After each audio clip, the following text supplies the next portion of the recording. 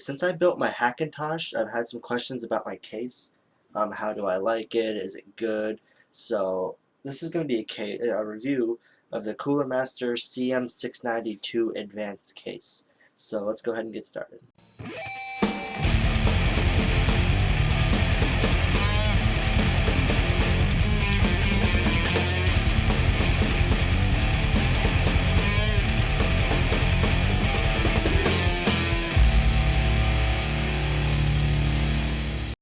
Okay, so first things first, I want to apologize for this wire. This is for the webcam I'm using, so my computer has to be on for it to work. Um, so yeah, but I think the 720 is worth the little wire here. So anyway, here's the case. I'm going to go ahead and take you around it really quick. So as you saw, there's the side. Here's the top. Here you have your powers, or this is actually for the light. So the light on the front, you hit that and it goes off, on and off. Here's your eSATA right here, pardon the USB. There's another USB, that's the keyboard I have hooked up right now. I'm probably going to get rid of this because I'm running Windows right now to power this webcam, because OS 10, it doesn't allow you, they don't have drivers for OS 10 yet for it to record in 720, so I just have to wait for that. So yeah, that's for the keyboard. I do have my Magic Mouse and everything though, all Bluetooth. There is headphones, microphone, another USB.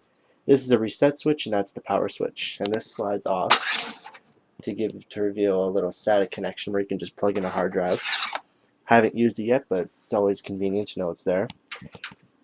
Okay, there's just the DVD drive. Here's the front. I'll show you it from a distance.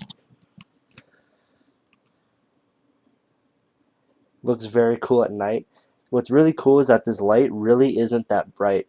My bed is on the other side of the room over there, and when I'm laying down, I don't even really notice it. But when you look at it, it looks really cool in a dark room.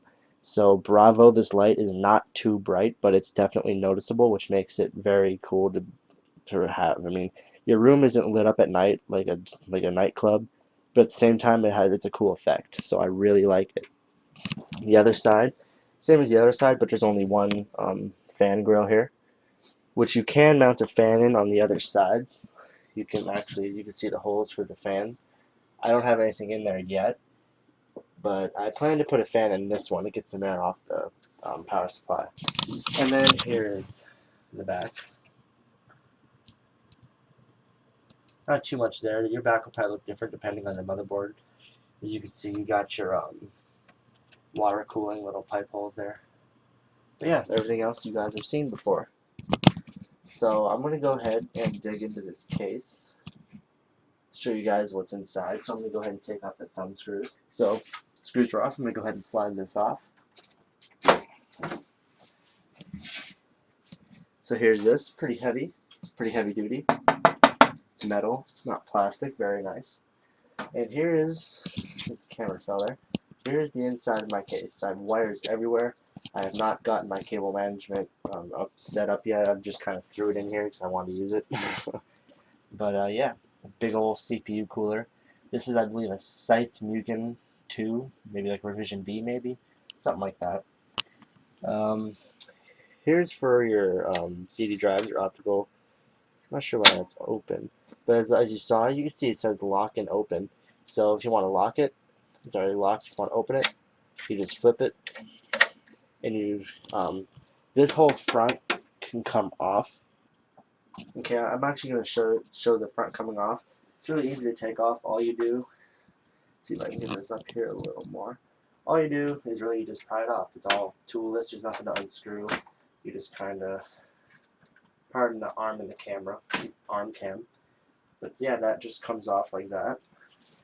See how dusty it is in there already. Maybe not really in the video, but in person you can see all the dust. So, but like I was saying, by the way, here's it with the front off. Just a nice open gap right here. Here's the fan. But yeah, so if I wanted to take this out, all I would have to do is switch it from lock to open, and it would just pull right out. There's I'm not sure if you heard that click or not, but there's a nice satisfying click that when it's in there, so you know. So these are all very nice. The toolless works extremely well. It's really all you do is you slide it in and lock it. No complaints at all there. And really the same thing for the hard drives. As you can see here, I have one hard drive in there and one in there. That's 500 gigs and that's a terabyte. And these are all not filled. But all you do to put a hard drive in is you do that.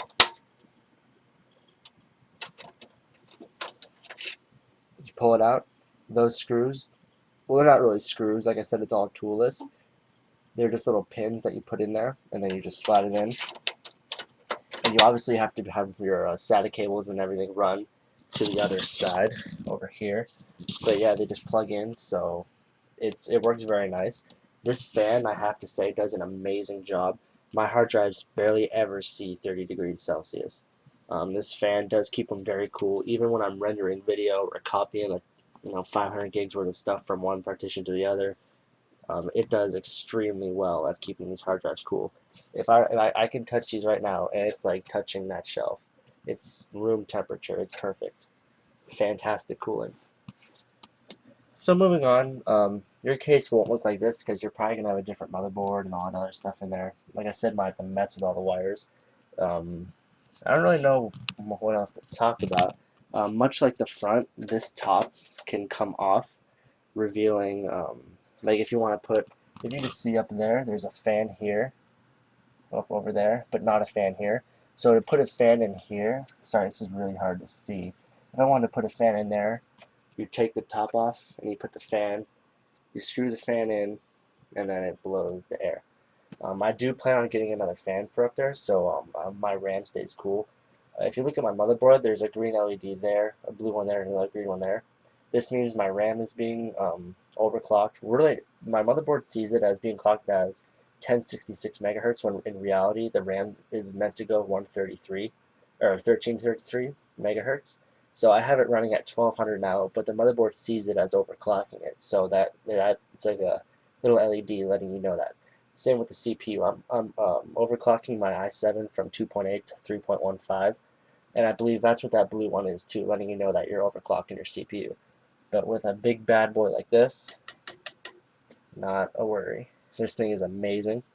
I have this fan here sucking air into the cooler, so it's absorbing air from the processor and my graphics card, and the fan that's up here is just blowing it all out of the case. So I have some good airflow there. I also have one fan up there blowing all that air out. And like I said, I plan on getting a fan right here that's on the door, and that'll blow a lot of the air off of the power supply. But that's pretty much all I can show you guys. Like I said, I love the case. It's all steel. This stuff is plastic. Like the front piece and the top piece is plastic, but everything else is metal. I could probably, like if I took this top part off, I could probably stand on this thing and it wouldn't bend at all. It's very, very well built, very well laid out. It's all toolless, which is fantastic. The only screws you'll see in this thing are like for your CPU cooler and for the back of the power supply and the motherboard. But there's really no way around those. But everything else is toolless, so I'm going to step back, give you one last look at the case. Again, pardon that wire. I give this case definitely at least a 9 out of 10, if not a 10 out of 10. As you can see here, this is raised off the floor. It has little rubber feet here. So this, I can stick my hand under there, which is nice because they also give you the option of putting another fan in here. So that would give it enough ventilation for some airflow. But yeah, so that's one last look at the inside of my case. So one last look around. I'll put the front back on for the final one. I'll just put up some pictures. But yeah, that's basically it. So thanks for watching. If you guys have any questions, you can go and hit me up on Twitter. I'm at CPUKid. I'd like to hear your comments or your thoughts or questions about this case. I'll probably be doing some more reviews, maybe of the motherboard. I'm not quite sure yet.